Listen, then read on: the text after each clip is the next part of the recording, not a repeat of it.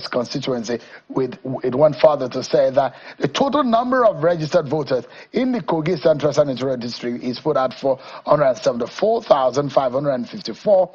More than one half of this figure will be 50% plus 1 is 237,277 plus 1, which is at least 237,278 voters.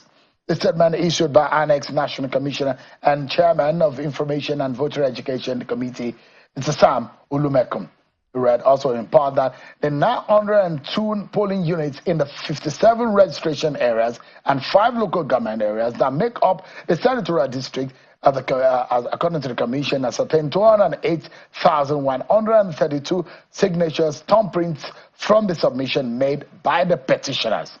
So 208,000 as against 237 plus numbers that is required. That is a bone of contention. But according to INEC, all that has failed. Now, what does the Constitution say? We've tried to break it down for you right here on China's television, and we've broken it down into 3 stages. The first one is for you to be able to collate the signatures as provided by Section 69, subsection A, which says that it has to be about 1/2 of it. Now, the second layer is whether or not those submissions and those petitions and the signatures meet the requirement stipulated in the guidelines of INEC, which says that those signatures have to be confirmed. If that also meets up with the standard and INEC confirms it, then the third layer is a referendum. The referendum then ascertains when it is confirmed, the senator or the lawmaker in the House of Representatives stands called. Tonight I have on the program Senator Natasha Akpoti-Uduaghan. She's live for us here in the studio. Thank you so much, Senator, for joining us tonight. Thanks, Sean, and good evening, Nigerians. Yeah. Did you watch that interview with Ken Okolubu? Not really. I try to avoid negative news.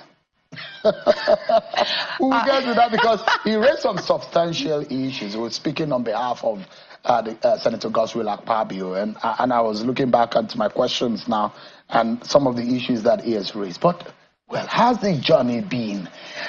Tumultuous, isn't it? I saw you. The idea of the helicopter, where did that idea come from anyways? Sean, first let me start from the very beginning. Let me start by appreciating God for his grace, my husband for his love and support, my children for their sacrifice, my team for their resilience, the team, especially Auntie Obi, Asikwelisi, S.A. and Femi Falana, Kadraya Ahmed, and many others. And also the good people of Nigeria, especially my constituents. I just thank God for the love I've received so far, support, the prayers. I think it kept me strong. And now back to the helicopter. That was my husband's idea. It was a last-minute thing. We wanted to celebrate Easter Salah with my constituents, which I always do. Even before I became a senator, you know, I usually send down some materials and some grains for them to share. And the last few days of Salah, I do spend with them. But in the wake of events, I couldn't go earlier. But I said, you know what, this very last day of the holiday, I should be with them. And then we sent out notifications. And just as the notifications went out, we read the press release from the state government, Governor Dudu, on behalf through the Commissioner of Information, Kingsley Fawo, mentioning that there was a ban on gatherings, rallies, whether social, religious, or political, convoys getting into the state, ban on fishing activities and all sort of water activities. And we just sat there looking at us like, I knew I was a target. Come on. Relatively, Kogi State has been quite peaceful, so there is no security concerns. And then we're actually wondering where that came from, but I knew it was, I was a target. Did you hear about the fishing issues and what was happening in Kogi West? Were you aware? What was the fishing issue? The issue, the arrest that happened, and according to the state government, that some people were attacked and there were issues relating to insecurity in that part. If it happened in the last 1 month, then pardon me, like I said, I tried to stay away from a lot of negative news. I cared a lot about my mental health, and I needed to channel a lot of energy to focus on the issues that concerned myself and my constituents at that time. I'm sorry if it sounds a bit selfish, but I was just away from a whole lot. So back to this, if that happened, I'm so sorry. I think now that I've gotten a bit more breather, I will look at and see how I can intervene and lend my voice to curbing the vices. But now back on that, I had seen the prohibition of fishing activities and water activities, and the ban of convoys into, and also a list of checkpoints that were suddenly propped up, you know, barring entrance into my senatorial district, that is Ibilo to Kogi, Auchi into Okene, Abuja, Lokoja, Okene Road, Akure, Ikare, exits into like all the roads were barricaded. And I knew that, okay, there was going to be trouble. So my husband was like, you know what, we can actually get a helicopter to land us right into our compound, because we do own the land opposite our village home, and that's how we got in. And I think with that move, we broke no law, and the people gathered right in my compound. The road you see us walking through, I constructed that road, so that's not the government road or facility, so I broke no law. I'm a good citizen of Nigeria, a law-abiding one at that. I'm sure you can attest to me. So now, the big question here is, part of the ban, or part of the governor's order is there should not be any kind of gathering, public gathering. But the government has said that is a public gathering. Any gathering that's more than 2, 3, 4, 5 people, that doesn't look like a Salah celebration of any sort. Well, that's appreciate the fact that they have remained peaceful. And what we saw there, like I said, there was a lot of dancing, there was celebration, we ate, and we danced, and we chatted to ourselves. And the next day, which was yesterday, I had an empowerment program, which we did some trainings for citizens, for indigents in welding and carpentry. And then I also flagged off the groundbreaking ceremony of the maternity and child care center which I was constructing. So it was pretty much peaceful. There was no violence, there was no fighting, no shouting, nothing. So, except that it became political when you started speaking. I'm a politician. No, let me rephrase. I'm a political reformer. I like to be called a political reformer. And I'm a serving senator. The fact that I'm suspended illegally does not remove my legitimacy as a senator. I remain a senator. And at every gathering, I owe my people a duty to educate them on politics and their expectations with regards to the situations we faced, which was the recall. Mind you, ever since should I say crisis or challenges started, I've not had a chance to explain to them. I wanted to speak to them through the local radio, but then I thought, you know what, let me keep that, meet with them and explain to them face to face. I owe it to my people. That is what a responsible leader will do. They had a lot of questions. They wanted to know, they wanted to hear from me what exactly was I going through, how serious was that, what are they supposed to do? They knew about the fake recall. They all heard about it, and they were really angered. So I had to educate them on that. So that was. So the point I'm the question I'm trying to ask you is, at what point do you think you may have crossed the line? Because what the government says you should not do is political gathering. At the moment when you started addressing the crowd and you were talking politics, don't you think, you're a lawyer, don't you think you've crossed the line? No, like I said, I did not cross any line. Politics is a way of life. You are not a politician, but we are discussing politics here. Does it mean you have also crossed the line virtually, since we are discussing what happened in Kogi State? No. As a politician, even if I wasn't a politician, the atmosphere was tensed because of the political situations around. And I just It was like, believe me, even if it wasn't in my home, at every gathering, marketplaces, religious homes, schools, that discussion, Natasha's recall, Senator Natasha's suspension, was a burning topic in every home. So, I mean, there was no law broken, and I don't think the state governor has the right to dictate what I speak and how I communicate to my people and determine the nature of our conversations. For a moment, that's wrong. I'm not sure you have any grievance or any issues with Governor Ododo. I think both of you are cool, isn't it? Well, to a large extent, I thought we were cool until he took heed of ex-governor Yahaya Bello's request, which was to align with my recall. I was actually surprised at that. And if you watched my speech at my hometown, I did mention that the Senate President Godswill Akpabio first called on Governor Ododo to commence my recall, but he turned that down. And later on, 2 days after, on the 14th day of March 2025 this year, Godswill Akpabio called on Yahaya Bello to commence my recall. And what did Yahaya Bello do? He tasked Ododo, and Ododo could not say no. So he went on. The petitions, the primary petitioners, the 14 of them that submitted the first cover letter, were all signed by special advisors to Ododo himself.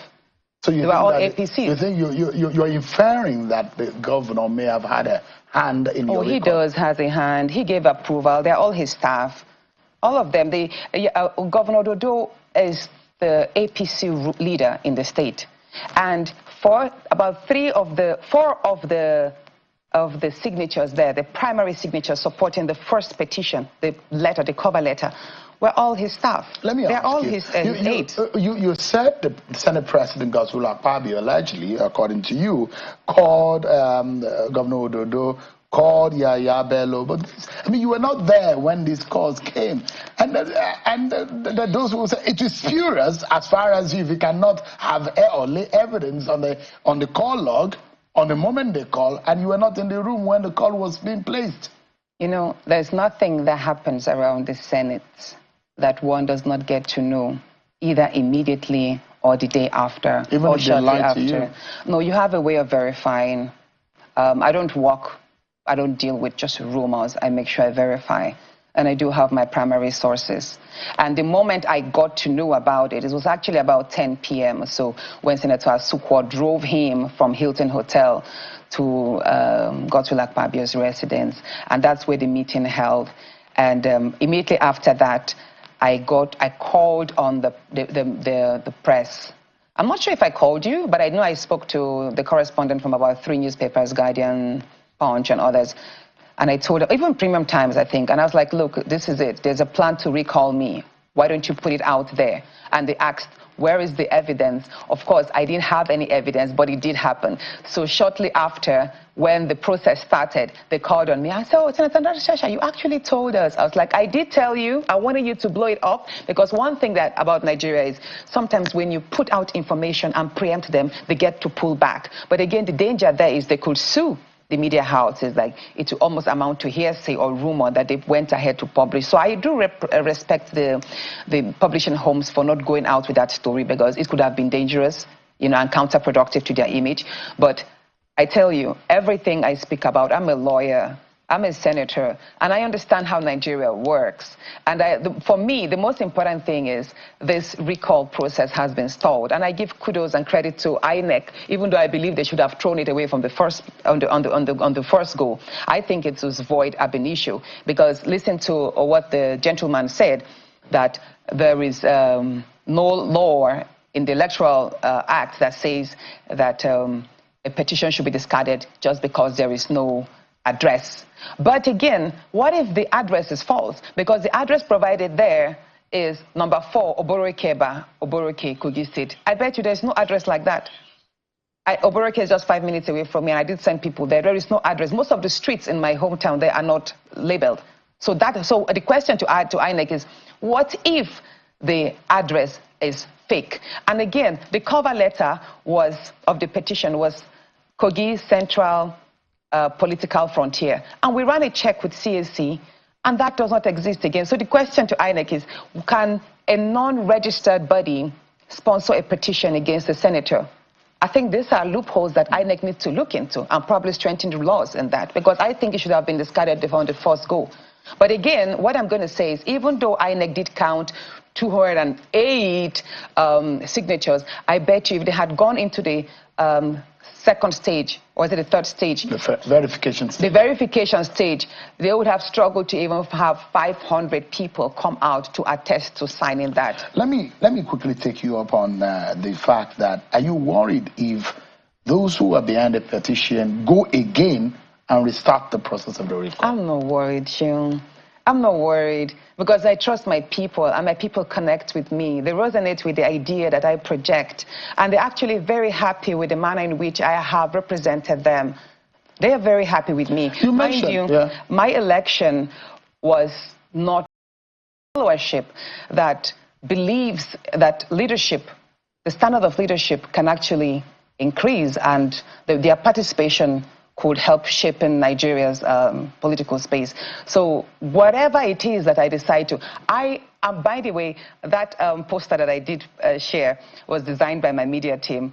And I think it's kind of futuristic, but also ambitious and daring. So honestly daring. So it means you are going back to the Senate even after now? If I decide to, God sparing our lives, it depends. I have to speak to my husband first. That you still want to be you still have the ambition of wanting to become governor. You know, which of them do you have now? For me, I do believe in the power of now.